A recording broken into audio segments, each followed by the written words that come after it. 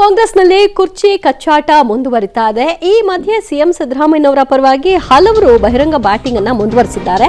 5 ವರ್ಷಗಳ ಕಾಲ ಸಿದ್ದರಾಮಯ್ಯನವರೇ ಸಿಎಂ ಆಗಿರ್ತಾರೆ ಅಂತ ಎಂಬಿ ಪಾಟೀಲ್ ಸಿದ್ದರಾಮಯ್ಯನವರ ಪರವಾಗಿ ಬ್ಯಾಟಿಂಗ್ ಮಾಡಿದ್ದಾರೆ. ಸಚಿವರು ಶಾಸಕರು ಕೂಡಿ ಊಟ ಮಾಡಿದ್ರೆ ತಪ್ಪೇನೂ ಇಲ್ಲ, ಒಮ್ಮೊಮ್ಮೆ ನಾನು ಸಹ ಬೊಮ್ಮಾಯಿ ಜೊತೆ ಊಟ ಮಾಡ್ತೀನಿ ಅಂತ ಹೇಳೋ ಮೂಲಕವಾಗಿ ಈ ಭೇಟಿಗೆ ಅರ್ಥವನ್ನ ಕಲ್ಪಿಸಬೇಡಿ ಅಂತ ಹೇಳ್ತಾ ಇದ್ದಾರಾದ್ರೂ ಕೂಡ ಅರ್ಥ ಇಲ್ಲದೆ ಯಾರು ಕೂಡ ಭೇಟಿ ಮಾಡಲ್ಲ, ಚರ್ಚೆ ಮಾಡಲ್ಲ, ಅದರಲ್ಲೂ ಕೂಡ ಈ ಹೊತ್ತಲ್ಲಿ ಅನ್ನೋದು ಬಹಳ ವಿಶೇಷ. ಹೊಸಪೇಟೆಯಲ್ಲಿ ಹಾಗಾದ್ರೆ ಸಚಿವ ಎಂಬಿ ಪಾಟೀಲ್ ಅವರು ಈ ಕುರಿತಾಗಿ ಏನ್ ಹೇಳಿದ್ರು? ಮುಖ್ಯಮಂತ್ರಿಗಳು 5 ವರ್ಷ ಕಂಟಿನ್ಯೂ ಆಗ್ತಾರೆ ಅನ್ನುವ ಅವರ ಹೇಳಿಕೆ ಹೈಕಮಾಂಡ್ನ ಹೇಳಿಕೆಯ ಮುಂದುವರೆದ ಭಾಗವೋ ಅಥವಾ ಮುಖ್ಯಮಂತ್ರಿಗಳ ಪರವಾಗಿ ಸಿದ್ದರಾಮಯ್ಯನವರ ಪರವಾಗಿ ನಾವು ಇದ್ದೀವಿ ಅನ್ನೋದನ್ನ ತೋರ್ಪಡಿಸುವಂತಹ ಮತ್ತೊಂದು ಪ್ರಯತ್ನವಾ? ಏನ್ ಹೇಳಿದ್ದಾರೆ ಕೇಳಿ. ನೋಡಿ, ಈಗ ನಮ್ಮ ರಾಜ್ಯದಲ್ಲಿ ಮುಖ್ಯಮಂತ್ರಿಗಳಾಗಿ ಸಿದ್ದರಾಮಯ್ಯನವರು ಇದ್ದಾರೆ. ಅವರು ಮುಖ್ಯಮಂತ್ರಿಗಳಾಗಿ ಮುಂದುವರಿತಾರೆ. ಮುಖ್ಯಮಂತ್ರಿ ಪ್ರಶ್ನೆ ಉದ್ಭವ ಆಗಿಲ್ಲ. ಈಗ ನಿಶ್ಚಿತವಾಗಿಯೂ ಕೂಡ ಅದು ನಮ್ಮ ಬದಲಾವಣೆ ಯಾರಾದ್ರೂ ನಮ್ ಮಾಡ್ಬೇಕಾದ್ರೆ ನಮ್ಮ ಹೈಕಮಾಂಡ್ ಮಾಡ್ಬೇಕು. ನಮ್ಮ ಕೈ ಯಾರು ತುಂಬಿಸ ಇದು ಇಲ್ಲ, ನಮಗೆ ಗೊತ್ತಿಲ್ಲ. ಸಿದ್ದರಾಮಯ್ಯ ಅವರು ಹೇಳಿದಾರೆ, ನನಗೆ ಗೊತ್ತಿಲ್ಲ ಅಂತ ಹೇಳಿದಾರು. ಆ ಪ್ರಶ್ನೆ ಉದ್ಭವಿಸೋದಲ್ಲ. ಸಿಎಂ ಕುರ್ಚಿ ಖಾಲಿ ಇಲ್ಲ, ಅದು ಸಿಎಂ ಕುರ್ಚಿ ಖಾಲಿ ಇಲ್ಲ ಅಂತ ಹೇಳ್ತೇನಲ್ಲ, ಆ ಪ್ರಶ್ನೆ ಉದ್ಭವಿಸೋದೇ ಇಲ್ಲ. ನಮಗೆ ಆಶೆಗಳಿದಾವೆ, ದುರಾಶೆಗಳಿಲ್ಲ. ನೋಡಿ, ಈಗ ನಮ್ಮ ಅಂದ್ರೆ ಈಗ ಯಾರ್ದು ದುರಾಸೆ ಅಂತ ಯಾರೆಲ್ಲ ಡಿನ್ನರ್ ಪೊಲಿಟಿಕ್ಸ್ ಮಾಡ್ಕೊಂಡ್ಬಿಟ್ಟು ಅವಕಾಶಗಳು ಇರ್ಲಿ ಅಂತ ಖರ್ಚಿಫ್ ಹಾಕೊಳ್ತಾ ಇದ್ದಾರೋ ಅವ್ರಿಗೊಂದು ಮೆಸೇಜ್ ಅನ್ನು ಎಂಬಿ ಪಾಟೀಲ್ ಅವರು ಕೊಡ್ತಾ ಇದ್ದಾರೆ. ಎಂಬಿ ಪಾಟೀಲ್ ಅವರು ಕೂಡ ರೇಸ್ ನಲ್ಲಿ ಇರೋರಲ್ವಾ, ಸೊ ಹಾಗಾಗಿ ಅವ್ರಿಗೂ ಈ ತರ ಆಗಿ ಕೌಂಟರ್ ಕೊಡಬಹುದು ಅನ್ನೋದನ್ನ ಎಂಬಿ ಪಾಟೀಲ್ ಅವರು ತೋರಿಸ್ಕೊಡ್ತಾ ಇದ್ದಾರೆ. ಏನೋ ಹೇಳಕ್ ಹೋಗ್ಬಿಟ್ಟು ಇನ್ನೇನೋ ಹೇಳುವಂಥದ್ದು ಇತ್ತಲ್ಲ, ಹಂಗೆ ಲೆಕ್ಕಾಚಾರ. ಸೊ ಇನ್ನೊಂದು ಕಡೆಗೆ ಮುಂದುವರೆದ ಭಾಗದಲ್ಲಿ ಇವತ್ತು ವೈಕುಂಠ ಏಕಾದಶಿ. ಈ ಸಂದರ್ಭದಲ್ಲೇನೆ ವಿನಯ್ ಗುರೂಜಿ ಅವರು ಒಂದು ಭವಿಷ್ಯವನ್ನ ನುಡಿದಿದ್ದಾರೆ. ಇದೇ ಸಂದರ್ಭದಲ್ಲೇನೆ ಅವರು ಡಿ ಕೆ ಶಿವಕುಮಾರ್ ಅವರನ್ನ ಹಾಡಿ ಹೊಗಳಿದ್ದಾರೆ. ಡಿ ಕೆ ಶಿವಕುಮಾರ್ ಸಿಎಂ ಆಗೇ ಆಗ್ತಾರೆ. ಡಿ ಕೆ ಶಿವಕುಮಾರ್ಗೆ ಅಜ್ಜಯ್ಯನ ಮೇಲೆ ನಿಷ್ಠೆ ಇದೆ, ಧರ್ಮದ ಮೇಲೆ ಶ್ರದ್ಧೆ ಇದೆ.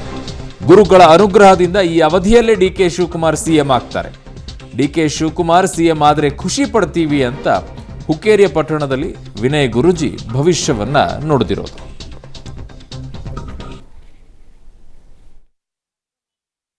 ಭವಿಷ್ಯ ಅನ್ನೋಕ್ಕಿಂತ ಕಾಂಗ್ರೆಸ್ ಪಕ್ಷಕ್ಕೆ ಸುಮಾರು ಕೆಲಸ ಮಾಡಿದ್ದಾರೆ. ನಾವೆಲ್ಲ ನೋಡಿದ ಹಾಗೆ ಆಶ್ರಮದ ಡಿವೋಟಿಗಳ ಸಮೇತ ಸಿದ್ದರಾಮಯ್ಯನವ್ರ ನಂತರ ಏನಾದ್ರು ಅವಕಾಶ ಇದ್ದರೆ ಆ ಸೀಟಲ್ಲಿ ಡಿ ಕೆ ಅವರು ಕೂತ್ರೆ ನಾವೆಲ್ಲರೂ ಅದಕ್ಕೆ ಖುಷಿ ಪಡ್ತೀವಿ. ಮತ್ತು ನಾನು ನೋಡಿದ ಹಾಗೆ ನಾಟಕ ಇಲ್ಲದೊಂದು ರಾಜಕಾರಣಿ, ನಾಟಕ ಮಾಡಲಿಕ್ಕೆ ಬರಲ್ಲ ಅವರಿಗೆ. ನಾನು ಹತ್ತಿರದಿಂದ ನೋಡಿದ್ದೀನಿ. ಅವ್ರು ಕಷ್ಟಪಟ್ಟಿದ್ದಕ್ಕೆ ಅವ್ರಿಗೆ ಅದರ ಬೆಲೆ ಭಗವಂತ ಕೊಡಲಿ ಅಂತ ಹೇಳಿ ವೈಕುಂಠ ಏಕಾದಶಿ ದಿನ ನಾನು ಪ್ರಾರ್ಥನೆ ಮಾಡ್ತಿದ್ದೇನೆ. ನಮಗೆಲ್ಲ ನಂಬಿಕೆ ಇದೆ, ಯಾಕಂದರೆ ಅವರ ಅಜ್ಜಯ್ಯನ ಮೇಲಿರೋ ನಿಷ್ಠೆ ಮತ್ತು ಧರ್ಮಪೀಠಗಳ ಮೇಲೆ ಧಾರ್ಮಿಕತೆ ಮೇಲಿರೋ ಶ್ರದ್ಧೆ ಮತ್ತು ಗಾಂಧೀಜಿಯ ಎಥಿಕ್ಸ್ಗಳ ಮೇಲಿರೋ ನಂಬಿಕೆ, ಎಲ್ಲರನ್ನೂ ಒಟ್ಟಾಗಿ ತಗೊಂಡೋಗೋ ದಕ್ಷತೆ, ಇದೆಲ್ಲದಕ್ಕೂ ಭಗವಂತ ಅವರನ್ನು ಆ ಸೀಟಲ್ಲಿ ಒಂದಿನ ಈ ಸರ್ಕಾರ ಅವಧಿಯಲ್ಲಿ ಅವರನ್ನು ಕೂರಿಸ್ತಾರೆ ಅನ್ನೋದು, ಗುರುಗಳ ದಯೆಯಿಂದ ಅದು ನಡೆಯುತ್ತೆ ಅನ್ನೋದು ನಾವೆಲ್ಲ ಏನು ನನ್ನ ನಂಬಿಕೆ ಸಮೇತ.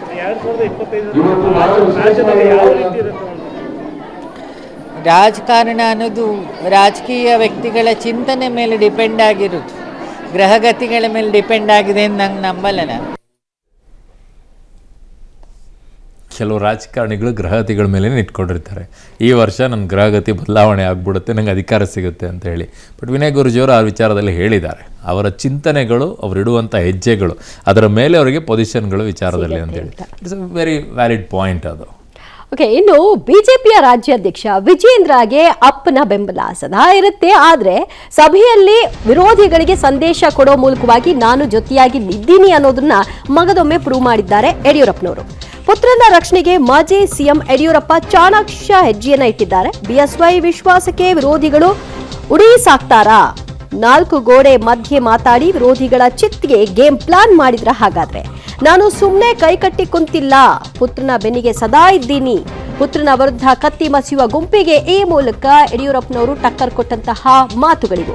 ಮಾಜಿ ಶಾಸಕರು ಪರಾಜಿತ ಅಭ್ಯರ್ಥಿಗಳ ಸಭೆಯಲ್ಲಿ ಬಿಎಸ್ವೈ ಈ ಸಂದೇಶವನ್ನ ರವಾನೆ ಮಾಡಿದ್ದಾರೆ. ನಾನು ಸುಮ್ಮನೆ ಕೂತಿಲ್ಲ, ನಾನೆಲ್ಲವನ್ನೂ ಗಮನಿಸ್ತಾ ಇದ್ದೀನಿ, ಅದಕ್ಕೆ ತಕ್ಕನಾದಂತಹ ಪ್ರತಿಕ್ರಿಯೆಯನ್ನ ಸಂದರ್ಭಕ್ಕೆ ತಕ್ಕ ಹಾಗೆ ರಿಯಾಕ್ಟ್ ಮಾಡ್ತೀನಿ ಅನ್ನುವಂತಹ ಸಂದೇಶವನ್ನ ರವಾನೆ ಮಾಡೋ ಮೂಲಕ ಆಡ್ತಾ ಇರಿ, ಎಷ್ಟು ದಿನ ಆಡ್ತಿರೋ ಆಡ್ತಾ ಇರಿ ಅಂತ ವಿರೋಧಿಗಳಿಗೆ ಸಂದೇಶ ಕೊಟ್ಟಿದ್ದಾರೆ. ಮತ್ತಷ್ಟು ಮಾಹಿತಿ ಪಡೆಯೋಣ ನಮ್ಮ ಪ್ರತಿನಿಧಿ ಮಸೂದ್ರಿಂದ. ಮಸೂದ್, ವಿಜೇಂದ್ರ ಅವರ ಪರವಾಗಿ ಯಡಿಯೂರಪ್ಪನವರು ಸದಾ ಇರ್ತಾರೆ ಅನ್ನೋದು ಅದರಲ್ಲಿ ಅನುಮಾನ ಇಲ್ಲ. ಆದರೆ ಇವತ್ತಿನ ಈ ಸಭೆಯಲ್ಲಿ ಕೊಟ್ಟ ಸಂದೇಶ ವಿರೋಧಿಗಳಿಗೆ ಯಾವ ರೀತಿಯಾಗಿ ಚಾಟಿ ಬೀಸುವಂತಿತ್ತು?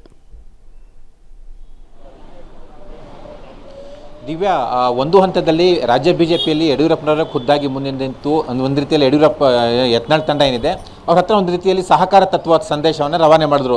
ಅವ್ರ ವಿಚಾರದಲ್ಲಿ ಸಾಫ್ಟ್ ಆದರು. ಆದರೆ ಯತ್ನಾಳ್ ತಂಡ ಯಾವಾಗಲೂ ಕೂಡ ಈ ಒಂದು ವಿಚಾರದಲ್ಲಿ ಮಣೆಯಲಿಲ್ಲ. ಈ ಹಿನ್ನೆಲೆಯಲ್ಲಿ ಈಗ ಎಲ್ಲೋ ಒಂದು ಕಡೆ ರಾಜ್ಯಾಧ್ಯಕ್ಷರಾಗಿ ವಿಜೇಂದ್ರ ಅವರು ಮುಂದುವರಿತಾರೆ ಅನ್ನುವಂತಹ ಸುಳಿವು ಸಿಕ್ಕ ತಕ್ಷಣ ಯಡಿಯೂರಪ್ಪನವರು ಕೂಡ ಈಗ ವಿರೋಧಗಳ ವಿರುದ್ಧವಾಗಿ ಪುತ್ರನ ಪರವಾಗಿ ನಿಂತಿರುವಂಥದ್ದು.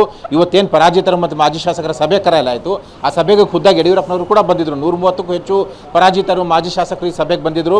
ಒಂದು ಸಂದೇಶ ರವಾನೆ ಮಾಡಲಾಗಿದೆ, ವಿಜೇಂದ್ರ ಅವರೇ ರಾಜ್ಯಾಧ್ಯಕ್ಷರಾಗಿ ಮುಂದುವರಿತಾರೆ, ಇನ್ಮೇಲೆ ಭಿನ್ನರ ಏನು ಪ್ರಯತ್ನಗಳು ನಡೆಯಲ್ಲ ಅನ್ನುವಂಥ ಒಂದು ಸಂದೇಶ ರವಾನೆ ಆಗಿದೆ.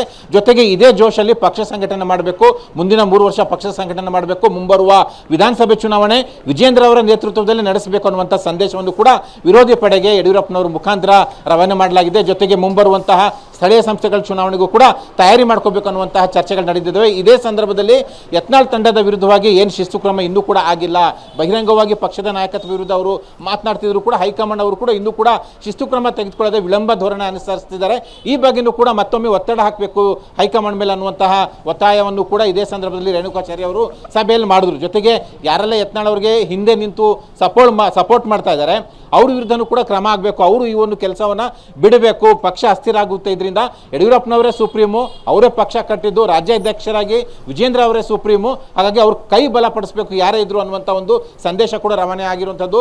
ಒಟ್ಟಾರೆಯಾಗಿ ಈ ಥರದ ಸಭೆಗಳು ಮತ್ತೆ ಆಗಬೇಕು ಅನ್ನುವಂಥ ಚರ್ಚೆಯೂ ಕೂಡ ಆಗಿದೆ. ಪ್ರತಿ 3 ತಿಂಗಳಿಗೆ ಸಭೆ ಮಾಡಬೇಕು ಅನ್ನುವಂಥದ್ದು ಒಟ್ಟಾರೆಯಾಗಿ ಸಭೆಯ ಸಂದೇಶ ಇರುವಂಥದ್ದು.